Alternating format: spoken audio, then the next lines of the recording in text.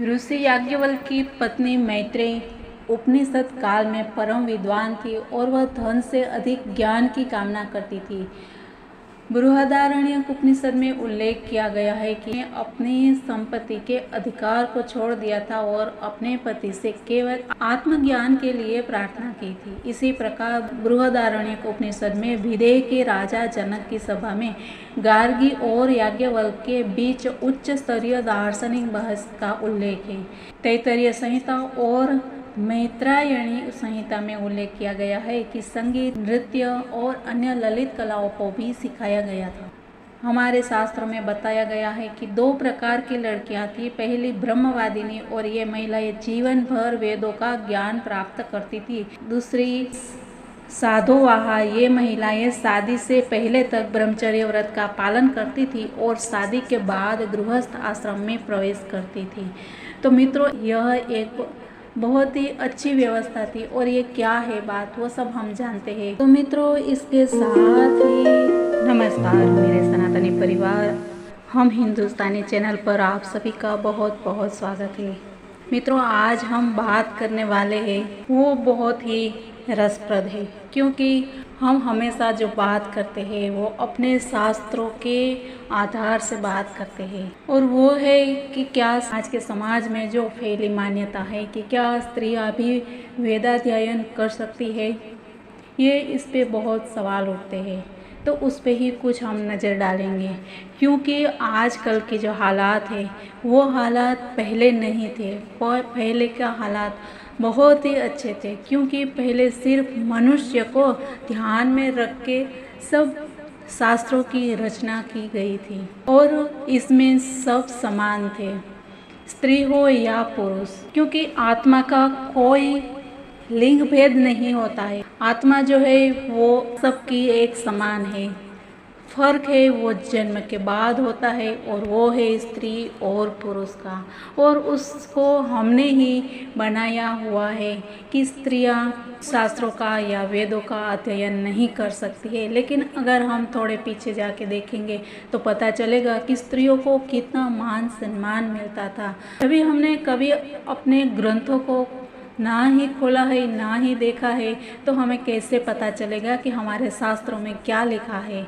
बस कुछ विधर्मियों आ गए और स्त्रियों को पर्दे में रख दिया, और ये पर्दे में रखने की वजह से स्त्रियां हमेशा अनपढ़ रही। मित्रों, मैं अपने वीडियो में बहुत बार ये भी चर्चा करती हूँ कि स्त्रियों को अनपढ़ क्यों रखा गया, स्त्रियों को ज्ञान से वंचित क्यों रखा जाए, क्योंकि इसमें 2 बातें हैं। एक बात यह है कि जब विधर्मी आए तो स्त्रियों को पर्दे में रहने की मजबूर किया गया, उनकी नज़रों से बचने के लिए स्त्रियों को पर्दे में रखा गया। और दूसरी बात, पुरुष प्रधान वर्चस्व स्थापित करने की एक मानसिकता, और इसी वजह से स्त्रियों को आगे नहीं आने दिया। पर मैं मानती हूँ कि स्त्रियों को आगे आना चाहिए, स्त्रियों को शिक्षित होना चाहिए, क्योंकि बच्चा जो है वो सबसे ज़्यादा अपनी माता के पास रहता है। और स्त्रियां वेदों को क्यों नहीं पढ़ सकती है, ये बात बहुत ही गलत है। इसके उदाहरण हमें मिलते हैं, क्योंकि हमने कभी वेद उपनिषद कुछ हमने पढ़े ही नहीं है।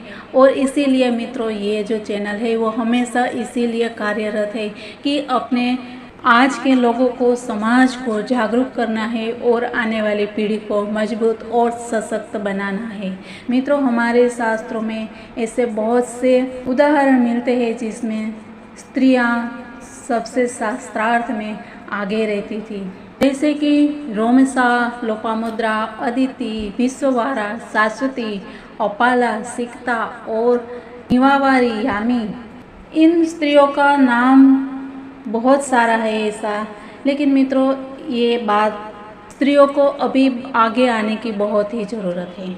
वेदों में स्त्री शिक्षा को सर्वाधिक महत्व दिया है, क्योंकि वेद ज्ञान संपन्न स्त्रियां अपने बच्चों को अच्छे संस्कार डाल सकती है, साथ ही विश्व को दैहिक, दैविक, भौतिक तापों से मुक्त करा सकती है। स्त्रियां अदिति, पुरंदी, कुलायिनी, द्रुतवती बनने का वेदों में उपदेश दिया गया है। वेदों मित्रों, आज के समाज में ये जो नारी सम्मान की बातें होती है वो अभी वर्तमान की उपज नहीं है, बल्कि ये स्त्री का सम्मान तो वेद काल से उपनिषद की देन है। नारी को लेकर दिए गए सिद्धांत एवं मतभेदपूर्ण बातें वेदों के ज्ञान से ही स्पष्ट हो सकते हैं। हम आज नारी सम्मान और समानता की बातें करते हैं, लेकिन यह सारी बातें वर्षों पूर्व ही वेद और उपनिषद में अभिव्यक्त की जा चुकी है। महिला और बच्चों की स्थिति केवल किसी भी देश या समाज के विकास संकेतकों के लिए स्पष्ट है, क्योंकि बच्चा देश का भविष्य है। महिला उसकी पहली शिक्षिका है, उसका पालन पोषण और मार्गदर्शन करती है। लेकिन वर्तमान समय में सभी प्रयासों के बावजूद देश में महिला और बच्चों की स्थिति काफ़ी चिंताजनक है। वह शिक्षा किसी भी देश में परिवर्तन या क्रांति में महत्वपूर्ण भूमिका निभाती है। जब हम वैदिक काल को देखते हैं तो हजारों साल पहले का समाज भी अधिक प्रगतिशील दिखाई देता था, जो जीवन को निरर्थक नहीं मानता है, लेकिन वह प्रवृत्ति प्रधान है, जो जीवन के प्रति आशावादी और मेहनती है। उनकी प्रार्थनाएं ऐसी है जो समाज में एक उत्तेजना पैदा करती है, समाज को ज्ञान देने का एक प्रखर आह्वान करती है। खुशी और समृद्धि के लिए प्रार्थना की जाती थी। वैदिक काल में समाज में रहने वाली हर जाति, वर्ग और महिला को भी हर क्षेत्र में पर्याप्त स्वतंत्रता मिलती थी। वैदिक समाज में हमें पर्याप्त सामाजिक गतिशीलता मिलती थी।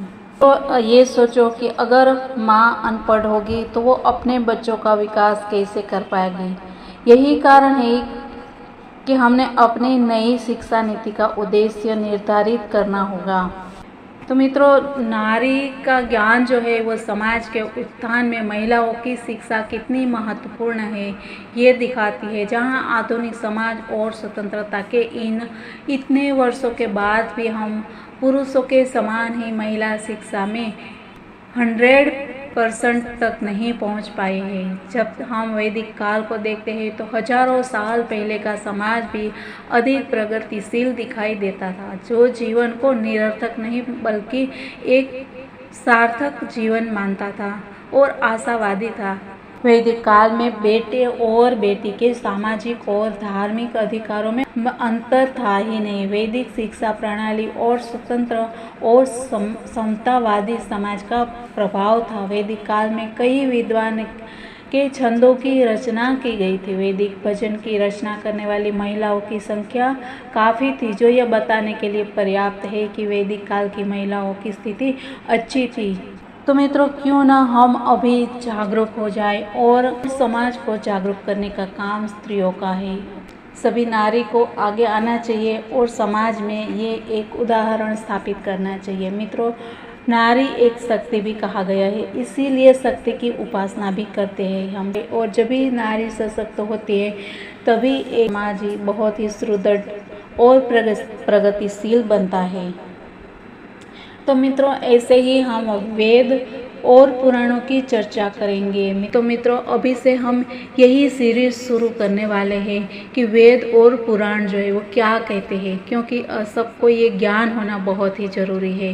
पूजा पाठ करते हैं हम तो वो उसका फल जो है वो बहुत ही लाभ देने वाला रहेगा। तो मित्रों, मिलते हैं कल वापस कुछ ऐसी ही बातों के साथ। तब तक के लिए मित्रों सबको जय हिंद, वंदे मातरम, भारत माता की जय।